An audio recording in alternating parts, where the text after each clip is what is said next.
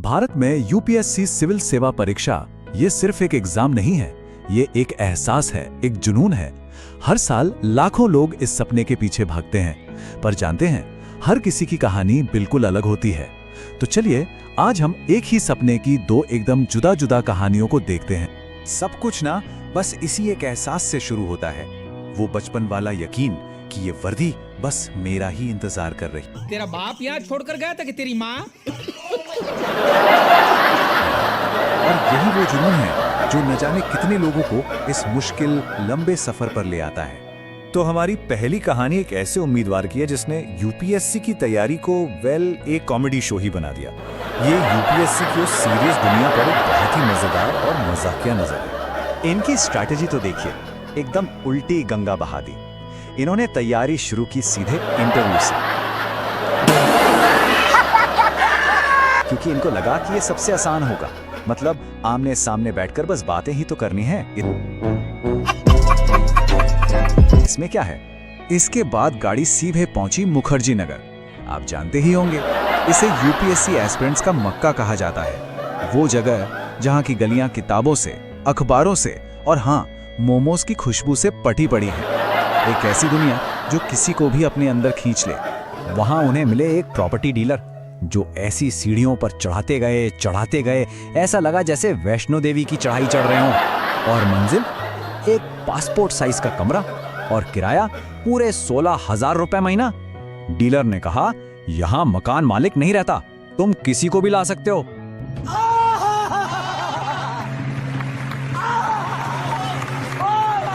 फिर मिला एक दोस्त जो 4 साल से तैयारी कर रहा था और दोनों ने मिलके एक रूटीन बनाया। रूटीन ये था कि बियर पियो, तब तक पियो जब तक अंदर से आईपीएस अफसर वाली फीलिंग ना आ जाए, और फिर बाजार में जाके एक दूसरे को सैल्यूट मारो। गजब की तैयारी थी। दोस्त ने एक और ज्ञान दिया, बोला कि गांजा पढ़ाई में कंसंट्रेट करने में मदद करता है। कमाल। इसका नतीजा, हमारे कॉमेडियन साहब ने अपनी नोटबुक पर तारीख डाली 10 फरवरी 1990 और फिर उसी को डेट करने लगे। अब आता है एग्जाम का दिन। सेंटर तक पहुंचना भी एक अलग ही कहानी बन गया। सुबह सुबह दही चीनी खाई, पर वो इतनी अच्छी लगी कि नींद आ गई, और फिर दोनों इस बात पर बहस करने लगे कि रैंक 1 किसकी आएगी।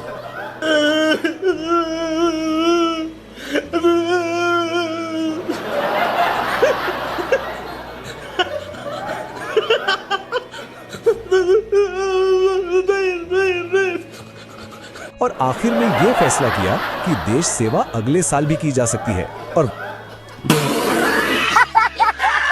वापस सो गए। चलिए, पहला साल तो ऐसे गया। अब तैयारी के दूसरे साल में 2 नए विलन्स की एंट्री हुई, एक बुजुर्ग मकान मालिक और एक बेहद परेशान करने वाली मेड। इन दोनों ने तो उनका सोना और पढ़ना दोनों ही लगभग नामुमकिन कर दिया था। सुबह सुबह मोटर की आवाज, सोते हुए चेहरे पर पोछा लगना, हर दिन एक नया टॉर्चर था। खैर, जैसे तैसे जब वो आखिरकार परीक्षा देने पहुंचे तो पहला सवाल ये आया। अब इस सवाल को पढ़कर उन्हें लगा कि कहीं गलती से माली की परीक्षा का पेपर तो नहीं उठा लिया। और फिर आया ये सवाल जिसने उनके सब्र का बांध ही तोड़ दिया। रेगिस्तान का राजा तैर रहा है, क्यों, कहां जा रहा है? बस इसी पल उन्होंने फैसला कर लिया कि भाई यूपीएससी अपने बस की बात नहीं है। तो ये थी एक कहानी, लेकिन अब कहानी का रुख पूरी तरह से बदल जाता है। अब हम उसी सपने का दूसरा पहलू देखते हैं, एक ऐसा सफर जो शोर शराबे से नहीं बल्कि खामोशी और अकेलेपन से भरा है। इस कहानी की शुरुआत इन शब्दों से होती है। ये छिपे हुए संघर्ष की थीम को सामने रखता है, मतलब परिवार के लिए, दोस्तों के लिए ठीक दिखने का दबाव, जबकि अंदर एक तूफान चल रहा हो। ये लाइन इस सफर के गहरे अकेलेपन और इमोशनल बोझ को दिखाती है, जो पहली कहानी की भागदौड़ से बिल्कुल अलग है। यहां हर रात अपने आप में एक इम्तिहान है। इस उम्मीदवार के लिए ये परीक्षा सिर्फ किताबों की नहीं है, बल्कि ये हिम्मत और सब्र की एक बहुत गहरी, बहुत पर्सनल कसौटी है। यहाँ माँ बाप की उम्मीदों और उनके बलिदानों का वो भारी बोझ महसूस होता है।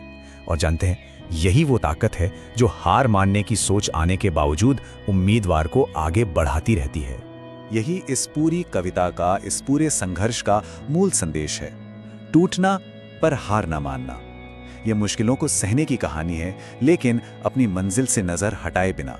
तो ये दो बिल्कुल अलग अलग यात्राएं जब एक साथ आती हैं तो हमें यूपीएससी के अनुभव की एक ज्यादा पूरी, एक ज्यादा सच्ची तस्वीर दिखाती हैं। चलिए इन दोनों रास्तों की सीधी तुलना करते हैं। एक तरफ है भागदौड़ और बचाव का रास्ता, तो दूसरी तरफ है अकेलापन और हिम्मत। एक की लड़ाई बाहरी परेशानियों से थी, जैसे मकान मालिक और मेड, तो दूसरे की लड़ाई अपने अंदर की लड़ाइयों और उम्मीदों के बोझ से थी। और नतीजा, एक ने हार मान ली, जबकि दूसरे का सपना अभी भी जिंदा है। कवि की कहानी इस मजबूत बयान के साथ खत्म होती है। यह उस अटूट उम्मीद को दिखाता है जो न जाने कितने ही उम्मीदवारों की पहचान है। और आखिर में ये सवाल, सपना तो एक ही है, पर क्या असलियत उस भागदौड़ में है या इस खामोश संघर्ष में? शायद दोनों में ही थोड़ी थोड़ी सच्चाई है। और यही हमें इस असाधारण सपने का पीछा करने की असलियत पर सोचने के लिए मजबूर करता है।